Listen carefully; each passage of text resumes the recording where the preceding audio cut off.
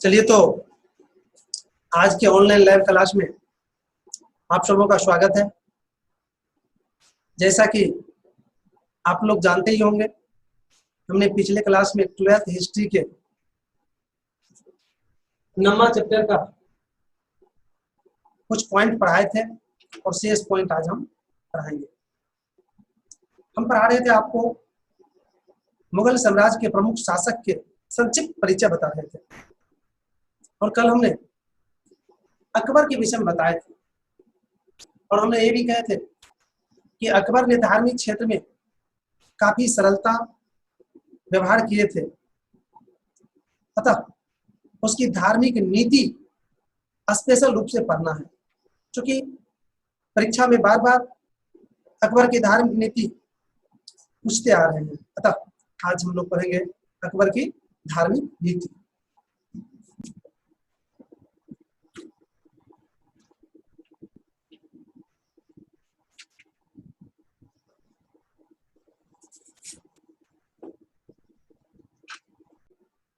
धार्मिक नीति मैं बता दूं, मुगल साम्राज्य के सबसे अच्छे धार्मिक क्षेत्र से संबंधित सोच रखने वाले व्यक्ति अकबर थे।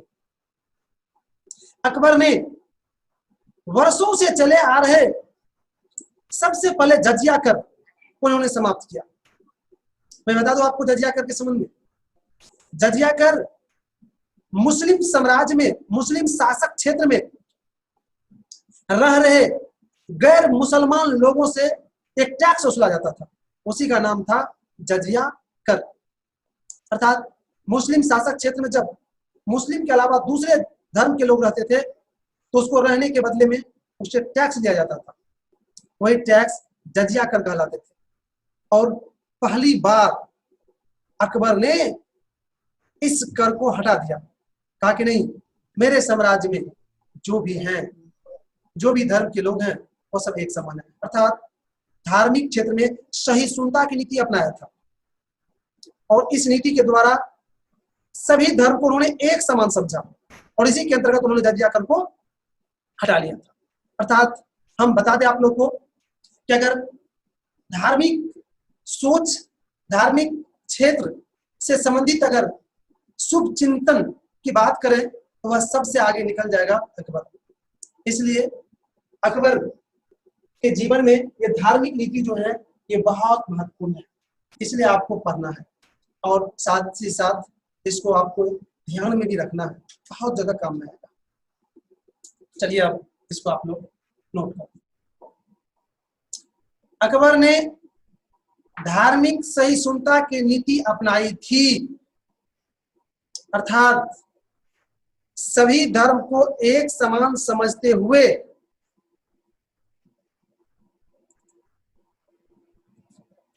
सबों के अनुयायी को समान अधिकार देने की कोशिश किए थे। इसके अंतर्गत पहले से चले आ रहे जजिया कर, जो गैर मुसलमानों से वसूला जाने वाला कर था, उस पर प्रतिबंध लगा दिया। इस तरह से अकबर ने भारतीय क्षेत्र में धार्मिक जो द्वंद्व था उसे मिटाने का प्रयास किया, इससे धार्मिक एकता को बढ़ावा मिला। अब मैं अगले पॉइंट की ओर बढ़ूंगा। अगला है मुगल वंश के प्रमुख शासक जहांगीर। जहांगीर आप बीच में लिखे, उसकी समझ में सुन लीजिए।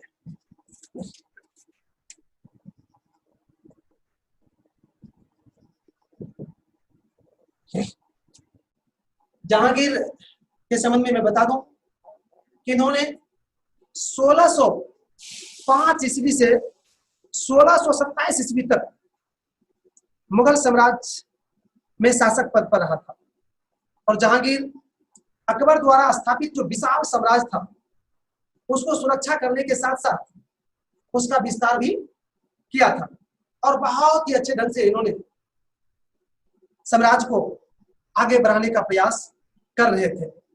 लेकिन यही घटना, लेकिन वही अंग्रेज के जेम्स प्रथम, अंग्रेज में सम्राट होता था, उसकी का नाम जेम्स प्रथम द्वितीय होता था। जेम्स प्रथम के राजदूत टॉम्स रो, अभी जो उन्होंने कहा टॉम्स रो, मुगल दरबार में आया था। उस समय जहांगीर ही शासक थे और उसने ही भारत में व्यापारिक कोठी स्थापित करने का, व्यापार करने का परमिशन दिया था। और उसके बाद अंग्रेज भारत पहुंच गए और भारत और पश्चिमी देशों के साथ व्यापार होने लगा था। ये इसका महत्वपूर्ण उपलब्धियां कहिए कि जो कहिए। एक चीज और बता दूं बच्चे, ये जहांगीर शब्द जो है इसका अर्थ होता है विश्व पर कब्जा करने वाला, अर्थात ये एक महत्वपूर्ण शब्द है, क्योंकि पहले जो नाम रखा जाता था वो सोच समझ के रखा जाता था। तो जहांगीर का मतलब होता है, जहांगीर का अर्थ होता है विश्व पर कब्जा करने वाला। चलिए, तो इसके संबंध में आपने बहुत कुछ जान गए, अब इसको आप लोग नोट कर लीजिए।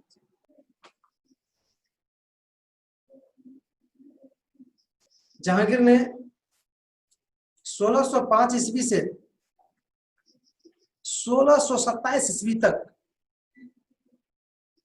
मुगल साम्राज्य का शासक रहा। जहांगीर ने अकबर द्वारा स्थापित विशाल साम्राज्य की सुरक्षा करने के साथ साथ उसका विस्तार भी किया। जहांगीर ने मेवाड़ पर, जहांगीर ने मेवाड़ क्षेत्र को अपने में मिला लिया। जहांगीर के शासनकाल में 1616 ईस्वी में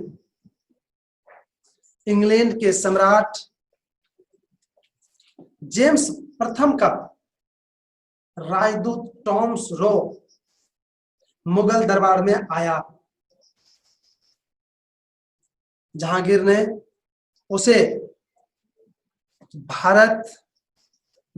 उसे सूरत में व्यापारिक कोठी खोलने एवं भारत से व्यापार करने की अनुमति प्रदान की। इससे भारत और पश्चिमी देशों का व्यापारिक संपर्क बढ़ा। इस तरह से आपने जहांगीर के शासनकाल का जो प्रमुख घटना था उसको आपने समझ गए और लिख भी लिया। अब नोट में एक चीज लिख लीजिए। राजदूत क्या होता है? व्यापारिक कोठी क्या होता है? व्यापारिक कोठी हुआ मतलब पहले कोठी शब्द का प्रयोग करते थे, जैसे घर बनाते हैं ना, फैक्ट्री स्थापित करते हैं ना, तो उसको कोठी शब्द से प्रयोग करता था।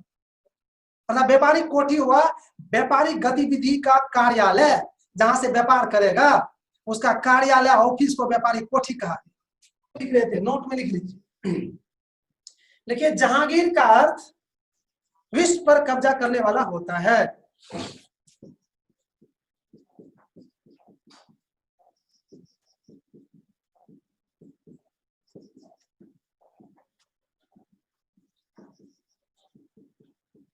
कब्जा करने वाला होता है। अगला था आपका शाहजहां। अरे आज तो हम समाप्त करने वाले थे इसका, कौन बात में लग गए। लिखिए शाहजहां। शाहजहां, इसका थोड़ा सा कहानी सुन लीजिएगा तो मजा आ जाएगा।